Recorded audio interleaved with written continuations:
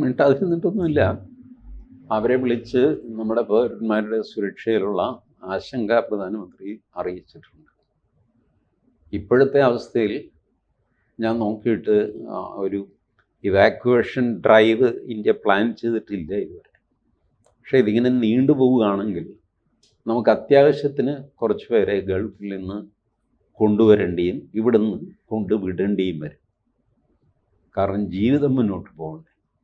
പോയി കുരുങ്ങിയവരുണ്ടല്ല, 2 ദിവസം ദുബായൊക്കെ ഒന്ന് കണ്ടിട്ട് വരാമെന്ന് പറഞ്ഞ് പോയ ഒരു പാവം ജീവിതത്തിൽ ആദ്യമായിട്ടാണ് അയാൾ ദുബായിൽ.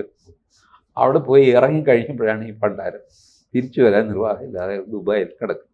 കയ്യിലെ കാശ് തീർന്നു വന്നുകൊണ്ടിരിക്കുന്നു. എന്ത് ചെയ്യും?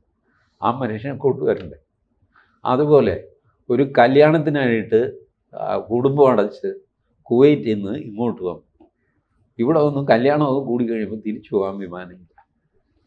തിരിച്ചു പോകാൻ അത് രക്ഷയില്ല. അവിടുത്തെ ജോലി പോകില്ല എന്ന് വെച്ചാൽ ഈ സിറ്റുവേഷൻ ആയതുകൊണ്ട് ജോലിയൊന്നും കളയില്ല. പക്ഷേ ഇവിടെ നിന്ന് പഴിക്കാൻ കാശ് വേണ്ടേ?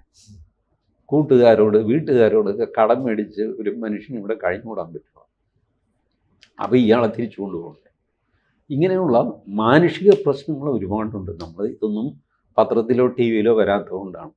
എത്ര പേരാണ് ഇങ്ങനെ വിവാഹത്തിന് വന്നവർ, മരണത്തിന് വന്നവർ, മരണത്തിന് വരാനിരുന്നവർ. ഇവിടെ മൃതദേഹം മോർച്ചറിയിൽ വെച്ചിരിക്കുന്നു. സണ്ണി വരട്ടെ. സണ്ണി അവിടെ നിന്ന് വണ്ടി കയറാൻ എയർപോർട്ടിൽ എത്തിക്കഴിഞ്ഞപ്പോഴാണ് എല്ലാം ക്യാൻസൽ ചെയ്തത്.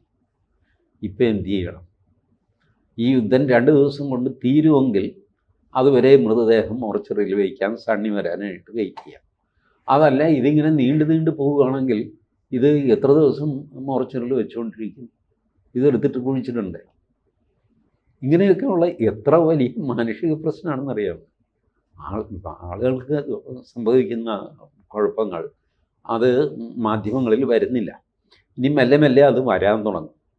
വരുമല്ലോ, ഇത്ര ലക്ഷക്കണക്കിന് ആൾക്കാരുള്ളതാണ്. അപ്പോൾ ഈ പ്രശ്നങ്ങൾക്കൊരു പരിഹാരം വേണം. അതിനു വേണ്ടിയിട്ട് പ്രധാനമന്ത്രി സംസാരിച്ച് തുടങ്ങി. ആദ്യം സംസാരിച്ചത് നെതന്യാഹുമായിട്ടാണ്.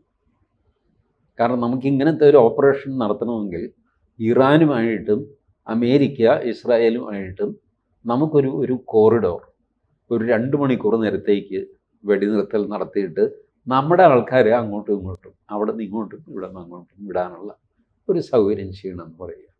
അതവർ ചെയ്യുകയും ചെയ്യും. കാരണം നമ്മൾ ആരുടെയും ശത്രു ലിസ്റ്റിൽപ്പെട്ടവരല്ല. കൂടുതൽ വാർത്തകളും വിശേഷങ്ങളും നിങ്ങളിലേക്ക് എത്താൻ ABC മലയാളം സബ്സ്ക്രൈബ് ചെയ്യുക, ബെൽ ബട്ടണും അമർത്തുക.